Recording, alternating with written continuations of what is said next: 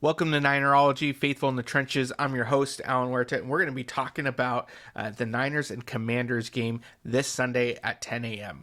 You have a lot of players out on both sides, and that's just the reality of it. We are at the finish line for the regular season, so a lot of players are going to be favoring wounds here throughout the year that they've kind of been pushing through. The only difference is one team is vying for the playoffs, the other one is not. And so let's talk a little bit about who is playing and who isn't. First off, the stat line is 49ers are 13.5 favorites. 13.5 point favorites for this specific week, which is a lot considering the home team already gets 3. So really, you could say they're 16.5 points favorites. So that's pretty big. Now, who's out? The 49ers, you got Eric Armstead, who's still favoring that foot and knee injury. My assumption, he's going to be out the rest of the regular season. Really hoping to get that first round bye so he has an additional week. That way he's back for that divisional round of the playoffs. So that Sebastian Joseph Day signing was just a really big thing, came at the right time.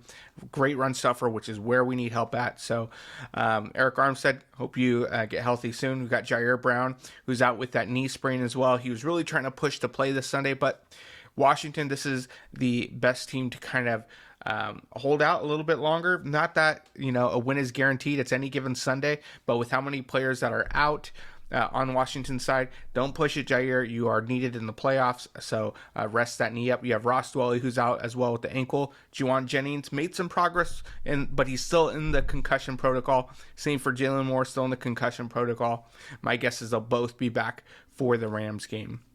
Now, questionable, you have Aaron Banks still with that turf toe, hoping to be back. He's listed as questionable. My guess is he sits out another week. Demetrius Flanagan-Fowles, he's got an illness, questionable. Danny Gray, questionable with the shoulder. Jordan Mason, questionable with an illness. Avery Thomas, knee and hand, questionable. Again, my guess is all of them end up playing somewhat. Aaron Banks might suit up, but my assumption is he will not start. We want to make sure he's taken care of. Now, to the Commanders side. Most of the people that are out are starters, either on the defense or on that offensive line. You got Kendall Fuller, their standout corner. You have Benjamin St. Just. You have Percy Butler. The offensive line, you got Tyler Larson and Charles Leno. So a lot of players that are out. Questionable. Just added this yesterday was Jacoby Brissett. Got hurt through practice, kind of tweaked that hamstring, but it sounds like he's still possibly going to go ahead and try and go. As you know, he got promoted as a starter for the rest of the year over Sam Howell due to his great outing last week where he threw 3 touchdowns, no interceptions. Now it looks like it might go back to Sam Howell possibly. We'll see how he responds to treatment. But Jacoby Brissett is in line to start, but let's talk about him. Let's hang around there just for a few moments. I thought it'd be interesting to look up kind of some stats the last time he played the 49ers, and he was only playing the Niners once, and that was back in 2017. If you didn't know, he used to be the starter for the Colts, and he went 22 of 34 for 314 yards. He had a pick and a rushing touchdown. Now, totally different teams, but I thought that was a nice, interesting stat. Now, when you break down the teams and kind of the stats, it really is skewed totally toward the 49ers, so they should win this game. You look at Washington, points per game, they're ranked 23rd out of 32 teams. You look at points allowed per game, they are ranked dead last. And so, and with all the injuries, this should be a game that the 49ers should control throughout the entire game. Even on a short week, even having to travel, this seems to be like the perfect medicine after that Ravens game. Now, Washington, they don't have scrubs. They have some great players on offense. You have Brian Robinson, great running back. You got Terry McLaurin. You got Jahan Dotson. You got Curtis Samuel.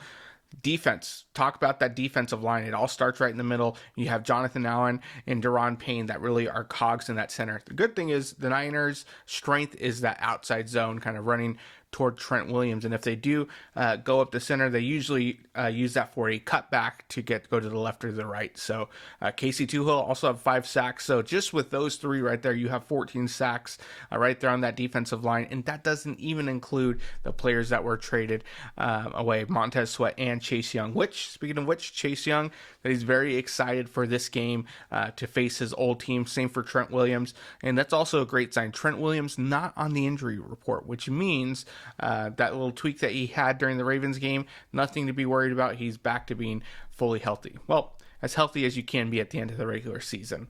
So we want to talk about any concerns kind of going into this game against the Ravens. I would say probably the biggest concerns are injuries. The Niners want to get ahead early and get their starters out quick.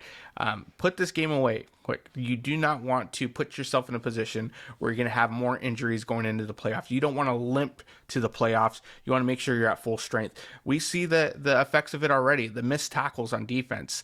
It is very uncharacteristic of this 49ers defense. But throughout the year, that's what we've seen. They are the fourth oldest team in the NFL, and we are seeing that. So injuries. And let's look at also health, because you never know. They might need next week's game. If the Lions end up pulling it off against the Cowboys, and you never know if the Dolphins end up figuring out a way to, not the Dolphins, I'm sorry, the Eagles end up winning, you might end up needing the game against the Rams. So ultimately, the Niners need to take care of business, but they also need to rest their players because they might really need next week's game against the Rams to really secure that number one spot. So hopefully they can wrap it up this week with a little bit of help, but we'll see how that turns out. So I would say the biggest concerns are health. Coming out of here healthy, and also getting Brock into a rhythm, getting him into a rhythm. He had 4 interceptions. It's the first time he's had that with no passing touchdowns. So we really need to look into that and figure out, okay, how can we set up Brock and get that rhythm? That way he can build that confidence again. So my guess is Kyle's going to go ahead and put him in some great positions, maybe a couple of screenplays here, some short in-cutting routes, and so we'll kind of see what happens there. Now, the bye week, how important is it? I think we kind of touched on it a bit, where the 49ers are the 4th oldest team in the NFL. They absolutely need that bye week. When you look going into the bye week, where their defense was just terrible when it came to tackling. When they came out of that bye week, their defense was flying around. They were fresh. They were healthy. They need that bye week. And also home field advantage. That's huge. If you can get home field advantage, not only do you get to rest your players, you also get the benefit of your home crowd. That is a huge one, especially in the playoffs, and you don't have to travel. So that is a big thing. They definitely are vying to have that home field advantage. I feel like that's a no-brainer. Now, the next question is, who do we think is the greatest threat to the 49ers in the NFC? I'm going to be honest.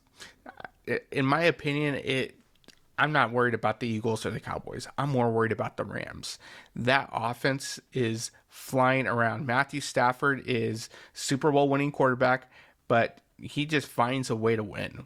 He's got guts. He's picked apart the 49ers before. And reality, with the Puka Nacua, you got Cooper Kupp there.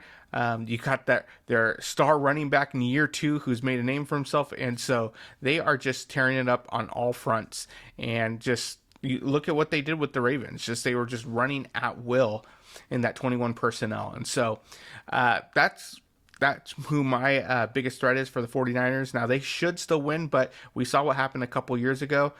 They won the first 2 games in the regular season, ended up losing in the NFC Championship game, in which the Rams went on to win the Super Bowl. So I think they're very well aware of that. And so that is my opinion of the greatest threat to the 49ers in the NFC. Now, what did the 49ers need to do to get back on track? Well, this is simple. Defense, you got to stick to your identity. You need to hunt that quarterback. You got a lot invested in that defensive line. Javon Hargrave, it's time to earn that contract. Chase Young, you're in a contract year. You need to go ahead and do something. You're going against your old team, Washington, this week. Get a couple sacks. Nick Bosa, come on, Defensive Player of the Year last year. Let's go ahead and step it up. Let's get into that playoff form.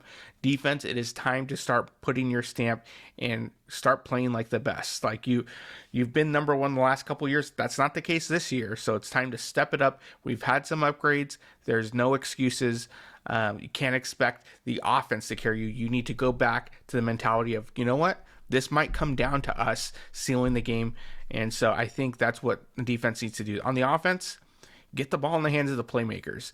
Like, there's an expectation with all those playmakers that you do need to put up points. Debo, you're making $24 million a year. Set the stamp. If you're not getting open, you're being double teamed, go to Kyle, said, run me. Do something like that. Get me into a bubble screen sort of format. Allow me to block downfield. Run to my side. Jawan Jennings. Hopefully he'll be able to play this week. Next week. He was kind of that physical presence. George Kittle, you've been playing great. Keep that up. Set the tone while Jawan's out. Set that tone. Brock Purdy, get into a rhythm. Don't force it. Get into a rhythm. Play within the system. You don't need to try to be the MVP. Just do what you've been doing throughout the year. Stay poised. If it's not there, hit your check down. If you're getting blitz, hit that hot read. You don't always need to go for the home run. Play within the system. And those are my keys to getting back on track. That's what the 49ers need to do. Go back to their identity, and they'll be just fine. So defense, fly around. Start swarming the tackle, not just one person. Don't look into getting the big hit. Wrap up. Get the guy down. Swarm. We need to have that swarming mentality. Don't just, Fred's got it. No, there need to be multiple guys tackling the ball carrier every single time.